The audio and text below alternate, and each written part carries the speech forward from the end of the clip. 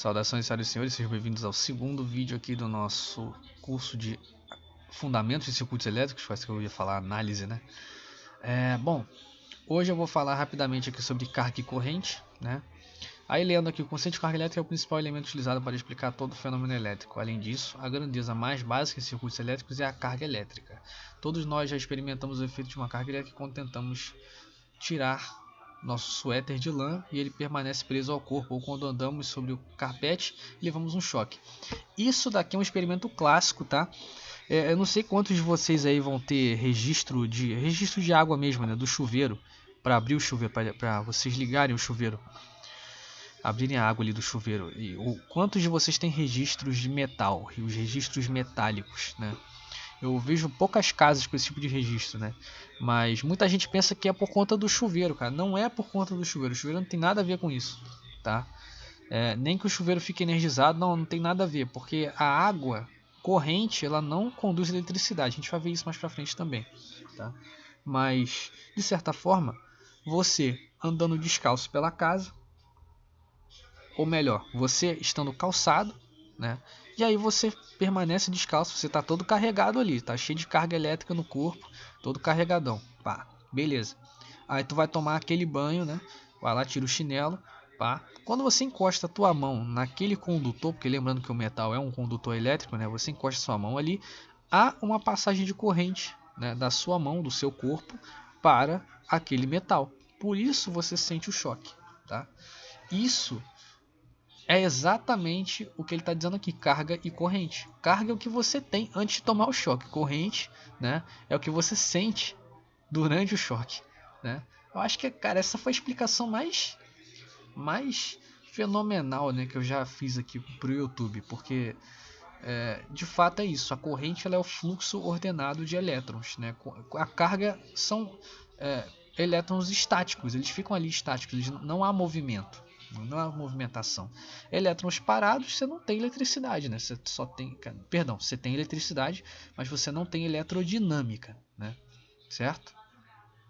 Então, ó, carga é a propriedade elétrica das partículas atômicas que compõem a matéria, medida em coulombs, Czão, C maiúsculo. Então, carga, quantidade de carga, a gente vai medir em coulombs, Czão.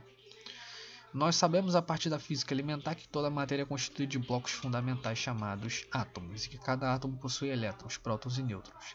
Nós também sabemos que a carga E de um elétron é negativa e igual em magnitude a 1,602 vezes 10 a menos 19 coulombs. Isso é a carga de um elétron, tá? Enquanto que um próton carrega uma carga positiva com a mesma amplitude. Ou seja, isso daqui, só que positivo. A presença de um número igual de prótons e elétrons resulta em um átomo neutro. Perfeito, isso é química básica, né? A gente vê lá em atomística, né? Os seguintes pontos podem ser observados com relação à carga elétrica. O coulomb é uma unidade muito grande de cargas. Em um coulomb de cargas existem 1 sobre 1,602 vezes 10 a menos 19, que dá 6,24 vezes 10 a 18 elétrons. É muita carga, é muito elétron. Portanto, valores realísticos ou valores de laboratório de carga são da ordem de picocoulomb, nanocoulomb ou microcoulomb, tá? De acordo com as observações experimentais, as únicas cargas que podem ocorrer na natureza são múltiplos da carga eletrônica E igual a menos 1,602, enfim, que é a carga fundamental do elétron. A lei da conservação de carga afirma que não se pode criar ou destruir carga, apenas transferi-la. Portanto, a soma algébrica das cargas elétricas no sistema não pode ser alterada. Perfeito. É isso aí, gente. Tá? Não se cria, carga não se cria. Tá? Até uma das leis de Lavoisier, né? Sobre a matéria. Iremos agora considerar o fluxo de cargas elétricas. A característica única de carga elétrica ou eletricidade é o fato que ela é móvel, ou seja, ela pode ser transferida de um local para o outro, no qual pode ser convertida em outra forma de energia. E ser convertida em outra forma de energia, gente, a gente vê aí, né? A gente transforma eletricidade em luz, né? Em energia luminosa. A gente transforma a eletricidade em energia acústica. Então a eletricidade, ela pode ser transformada em qualquer coisa praticamente, né? Dentro aqui do nosso computador a gente transforma em dados. A gente transforma e grava esses dados também. Esse é outro processo muito louco, né? E assim vai, né? Com a eletricidade, a eletricidade, cara, é a mágica do ser humano. O ser humano inventou a mágica, né? A nossa mágica é a eletricidade. Porque vocês já repararam quão estranho ela é? A gente conversa com uma tela. E essa tela ela traduz coisas que nós conseguimos entender. Isso é muito bizarro, né? Isso é muito esquisito, né? Enfim, vamos prosseguir aqui, senão eu vou ficar filosofando sobre isso o vídeo todo, né? Quando um fio condutor constituído de vários átomos é conectado a uma bateria, uma fonte de força eletromotriz, que a gente também pode chamar de tensão elétrica, as cargas são colocadas em movimento. Cargas positivas se movem em uma direção, enquanto que cargas negativas se movem na direção oposta. Este movimento de cargas cria uma corrente elétrica, que foi o que eu tinha acabado de falar lá atrás, né? Normalmente convenciona-se o fluxo de corrente como sendo o movimento das cargas positivas oposto ao fluxo de cargas negativas, como mostrado na figura 1.3, essa figura aqui, que ele mostra indo do negativo para o positivo, né? Você tem esse fluxo aqui, certo? É onde eu parei. Esta convenção foi apresentada por Benjamin Franklin, né, cientista e inventor americano, apesar de nós sabermos que a corrente de condutores metálicos se deve a elétrons carregados negativamente. Só que a convenção, gente, é que o sentido real da corrente ela é do menos para o mais, tá? Porque os elétrons são negativos, são partículas negativas. Mas a convenção, a nossa convenção, né, ou seja, esse fluxo convencional, né, é do mais para o menos, que é inclusive o que a gente usa no dia a dia, né? A gente nunca vai inverter esses padrões no dia a dia, porque é o uso comercial, tá? A gente sempre usa a conversão, nunca usa o sentido real. A gente usa sempre o sentido convencional, certo?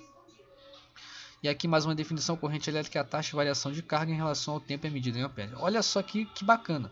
Isso daqui eu não falei para vocês, tá? Isso daqui é muito interessante, porque ele está me dizendo, né, que... Deixa eu mudar de tela aqui. Deixa eu trocar de tela para vocês. Jogar isso aqui para lá. Trocar de tela. Isso aí.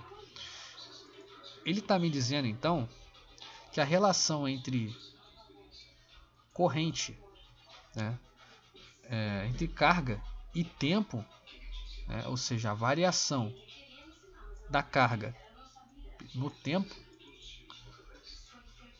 vai me dar justamente a corrente, o ampere, né? E, bom, eu disse lá atrás que ampere a gente mede com A, né? Só que, e os seus submúltiplos também, os seus prefixos, né? Só que a gente representa como I, tá? A corrente é I, certo? Vocês vão ver que tensão a gente pode usar U ou V mesmo, né? A gente usa isso, resistência R, né? A gente sempre usa. Mas corrente a gente usa I nas fórmulas, né? A gente costuma usar I. Lembrando que I é a variável, tá? Não é a unidade. A unidade, se a gente fizer uma análise dimensional, que a unidade é o A, é o ampere, tá? Então o resultado desse I, dessa variável, vai ser dado em A, em ampere, tá? E já me definindo aqui, a análise dimensional ele já fez para mim, né? Que a corrente é dada pela variação da carga pelo tempo, certo? Perfeito, então. É bom ter tocado nesse ponto. E aí a gente vê aqui, ó. 1 ampere é igual a 1 coulomb por segundo, justamente o que a gente acabou de ver, né? Porque a unidade de carga é coulomb, a unidade de tempo é segundo, e 1 ampere é igual a 1 coulomb dividido por 1 segundo, e está corretíssimo, né? Isso é a análise dimensional da expressão inteira, certo? A carga transferida entre o tempo t0 e t é obtida pela integração dos dois lados da equação, obtendo essa integral aqui. Evidentemente eu não vou me estender em integrais aqui agora, porque isso já é do cálculo, né? E nós vamos tentar fazer uma abordagem mais simplista aqui, certo? Mas a gente volta nisso daqui, né? Quando nós estivermos mais avançados aí, certo? A maneira pela qual nós definimos a corrente I na equação 1.1, essa equação aqui, sugere que a corrente não precisa ser uma função de valor constante. Muitos dos exemplos e problemas nesse capítulo, nos capítulos seguintes, sugerem que existem diversos tipos de corrente, ou seja, a carga pode variar com o tempo de diversas maneiras, representadas por diferentes tipos de funções matemáticas e pá. Quando a corrente não varia com o tempo, permanecendo constante, nós chamamos de corrente contínua, CC. Perfeitamente. Uma corrente contínua CC é uma corrente que permanece constante ao longo do tempo. E a gente vai ver o que significa esse constante, tá, gente? O constante, nesse caso, quer dizer que ela não varia para valores abaixo de zero, tá? Ela pode zerar, né? Mas ela não muda o sinal, tá? Isso que é corrente contínua, ela não muda o sinal, tá?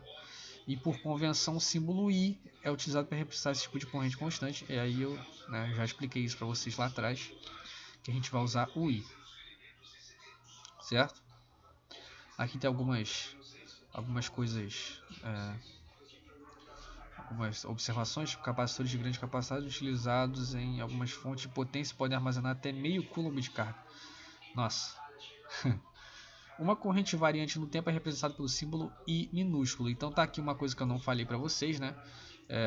O Izão, corrente contínua. O Izinho, corrente alternada. Tá, uma coisa que eu não falei para vocês, mas as duas são correntes, tá? Só que não confundir isso. Quando a gente está trabalhando com corrente contínua, que não varia no tempo, a gente vai trabalhar com Izão, certo? Bom, a corrente alternada CA é uma corrente que varia senoidalmente com o tempo. João, que é isso? Senoidalmente? Na forma de uma senoide, tá? Dessa forma aqui, ó. Dessa forma aqui, uma senoide, tá? A senoide é esse gráfico aqui, tá?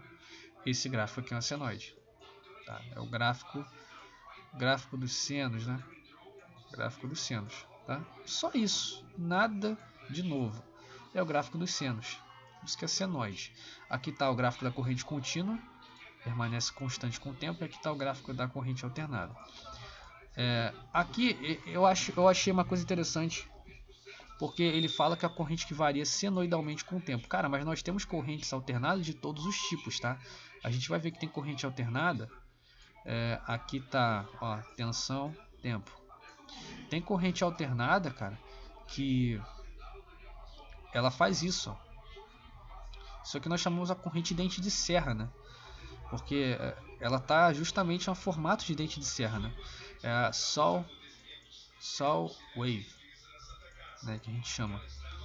Muito na engenharia de áudio, né? A gente usa isso. Mas percebam que ela tá tendo picos negativos aqui, ó. É o pico máximo aqui e o pico mínimo aqui. Bom, é o máximo e mínimo, né, dessa função. Mas isso aqui também é uma corrente alternada, tá? Não é só de forma senoidal que ela varia. A corrente alternada pode assumir outras formas de onda também, tá? Esse tipo de corrente é normalmente utilizado em ambiente doméstico para acionar o ar-condicionado, refrigerador e máquinas de lavar e eletrodomésticos. A figura 1.4 mostra a corrente direta e a corrente alternada. Isso aqui também pode se chamar de corrente direta, tá, gente? É DC, né, do inglês Direct Current, né, corrente direta, tá? Eu nunca vi essa abordagem em livros, é a primeira vez que eu estou vendo, né? Geralmente a gente usa a contínua mesmo, em vez da direta, né? Uma vez que nós temos definido a corrente como sendo movimento de carga, esperamos que a corrente possua uma direção de fluxo, né? Como mencionado anteriormente, a direção do fluxo da corrente é convencionalmente associada à direção do movimento de cargas positivas. De forma convencional, sentido convencional do mais para o menos, né? Puro e simples. Baseado nesta convenção, uma corrente de 5 amperes pode ser representada positiva ou negativamente, como mostrado na figura 1.5, essa figura aqui, né? Em outras palavras, uma corrente negativa de menos 5 amperes fluindo na direção mostrada na figura 1.5 é a mesma corrente mais 5 amperes, só que fluindo na direção oposta, tá? Então aqui eu tenho indo do mais para o menos, aqui eu tenho ela indo do menos para o mais, tá? Não faz diferença, são só formas diferentes de eu analisar a mesma coisa. Estou analisando ao contrário, só isso, tá? Só isso, certo? E aqui ele me mostra algumas questõezinhas bem básicas, né? Quanta carga é representada por 4.600 elétrons. Isso aqui é bem simples de se fazer, né? 4.600 elétrons. A gente sabe que a carga Qzinho de um elétron é 1,6 vezes 10 na menos 19 coulombs, não é isso? Se eu estou lembrado aí volta aqui no livro que ele te mostra. Aqui, ó, 1,602 vezes 10 menos 19. Ele foi um pouco mais específico, né? Eu arredondei para 1,6, que é o que os livros geralmente fazem. Aí você pega isso daqui e multiplica pela quantidade de elétrons.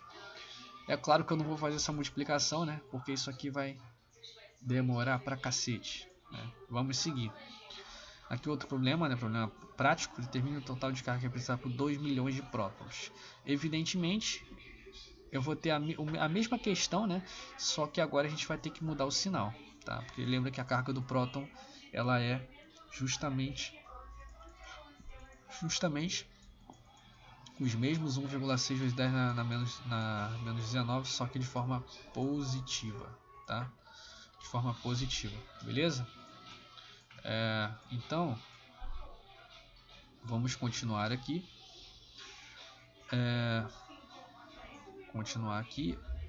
Aqui tem outro exemplo, ó. O total de carga que entra no terminal é dado por Qzinho igual a 5 vezes T seno de 4π. Acho que isso aqui é um F, né? Não dá pra ver, gente. Não dá pra ver, tá muito ruim, cara. A qualidade aqui tá muito ruim. Calcule a corrente em T igual a meio segundo. Opa, certo? Aqui vai ter que derivar, né? Vai ter que usar aquela fórmula da corrente, vai ter que fazer a derivada ali, tá? Eu vou pulando essas questões até a gente entrar aqui na nossa outra, no nosso outro capítulo, tá? Que aqui ele já faz aqui a integração, a integral, tá? Eu não vou falar sobre integral agora. E vamos pular justamente agora para a parte de tensão, gente, certo? Bom, evidentemente, eu estou chegando ali próximo dos 20 minutos. Eu vou finalizar esse vídeo por aqui, tá? Espero que vocês estejam gostando aí da nossa série de análise, perdão, de fundamentos. Sempre eu me perco a análise, né? De fundamentos de circuitos elétricos, tá? Eu vou resolver essas daqui, eu vou explicar elas em um vídeo separado, tá? Deixar um vídeo separado para elas, que é um ferramental matemático que muita gente não tem, tá? Então vou deixar para um vídeo separado, um vídeo extra, né, para quem quiser resolver essas questões aqui, eu explicar o que está por trás delas, tá bom? Então, gente, fiquem com Deus aí e até o próximo vídeo.